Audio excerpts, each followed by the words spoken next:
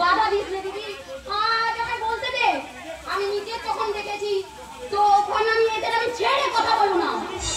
শুনুন মাসিমা, আমি এই শেষবারের মতন বলে দিলাম, আপনি যদি দ্বিতীয়বার আমার দিদির গায়ে হাত তোলা স্পর্ধা দেখান, তাহলে আপনার হাত দুটো ভাঙবো না, সেই সঙ্গে আপনার মাথা ন্যাড়া করিয়ে মুখে চুনকাল বেঁধে রাস্তায় রাস্তায় ঘোরাবো।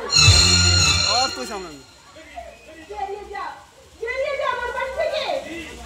দিদি আমার বাড়িতে গেছে, আমার শাশুড়িকে অসম্মান করা, আমার কোথায় গেলি তুই?